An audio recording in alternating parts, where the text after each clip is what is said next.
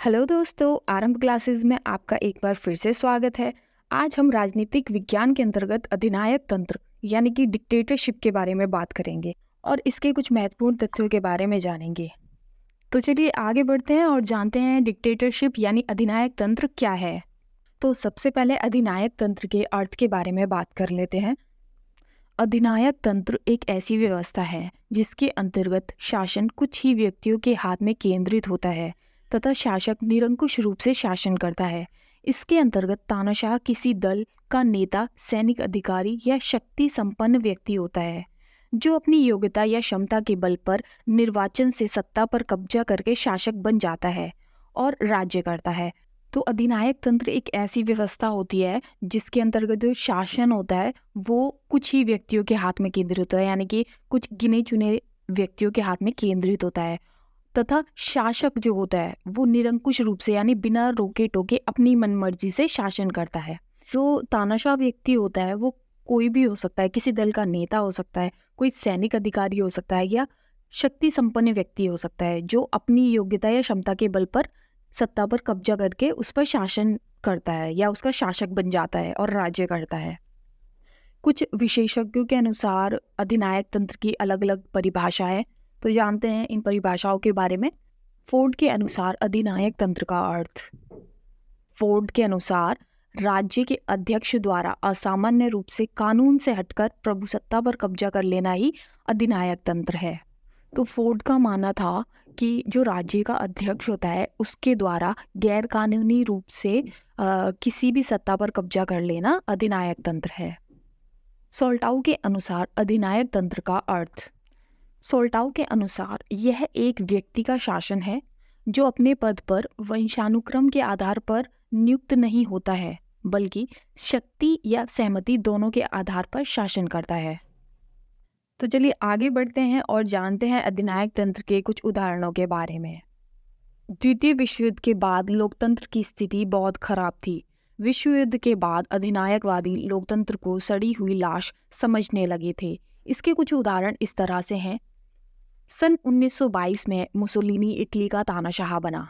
सन 1933 में Hitler Germany का अधिनायक रहा था तथा सन 1923 में प्रिमो दी रिवेला स्पेन का तानाशाह बना था। ऐसे ही ठीक 1931 में सम्राट कैरोल रोमानिया का तानाशाह बना।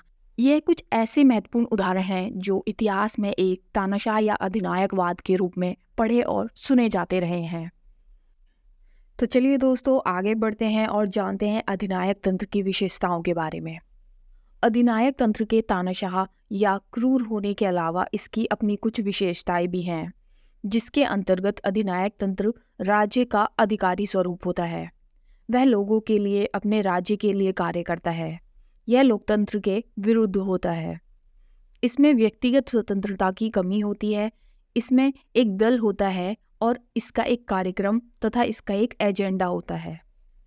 दूसरे शब्दों में अगर समझें तो अधिनायक तंत्र तानाशाह होने के साथ साथ खास विशेषता रखता है, क्योंकि इसमें जो राज्य का अधिकारी स्वरूप यानी कि राज्य के अच्छे बुरे जो फैसले एक दल के पास होते हैं, ये दल राज्य और राज्यों के लोगों के लिए कार्य करता है, फिर चाहे लोकतंत्र की सहमति हो या ना हो।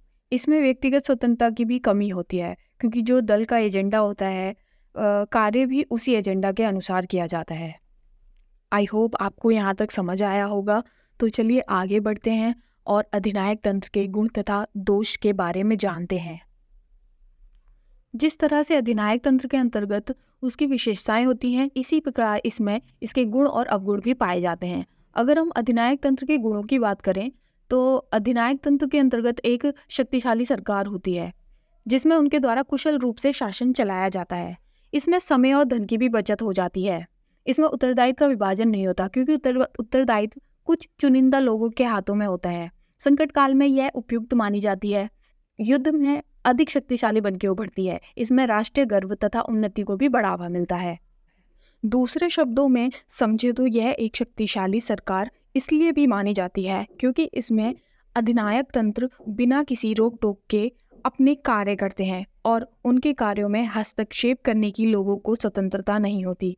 कम लोग होने के कारण उत्तरदायित्व का विभाजन भी नहीं करना पड़ता और समय तथा धन बचत के साथ साथ यह राष्ट्र की उन्नति को बढ़ावा देते हैं।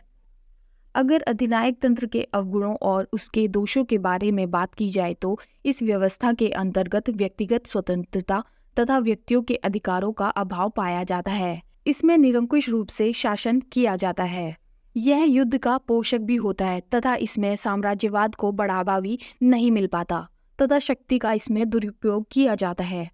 इस तंत्र के अंतर्गत अंतर्राष्ट्रीयता का विरोध किया जाता है। इसमें शासन स्थायी होता है तथा योग्य अधिकारियों का अभाव पाया जाता है।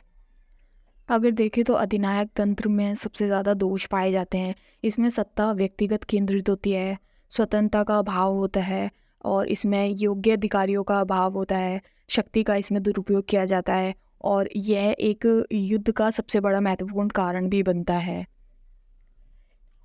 निष्कर्ष रूप में यदि कहें तो अधिनायक तंत्र एक ऐसी शासन व्यवस्था है जिसमें गैर कानूनी रूप से किसी राज्य या देश पर कब्जा करके मनमर्जी ढंग से शासन किया जाता है। इसमें सत्ता व्यक्तिगत केंद्रित होती है जिसके कारण लोगों के अधिकारों एवं स्वतंत्रता का हनन होता है। इस तरह यदि देखा जाए तो यह शासन का सही रूप नहीं है। तो दोस्तों, आज हमने अधिनायक तंत्र के बारे में तथा इसके गुण और दोष के बारे में जाना। वीडियो से रिलेटेड अपने कमेंट्स मेरे साथ ज़रूर शेयर कीजिएगा। वीडियो अच्छी लगी हो तो वीडियो को लाइक एंड चैनल को सब्सक्राइब ज़रूर करें। फिर मिलेंगे नई वीडियो में एक नए टॉपिक के साथ। तब तक के लिए बाय बाय।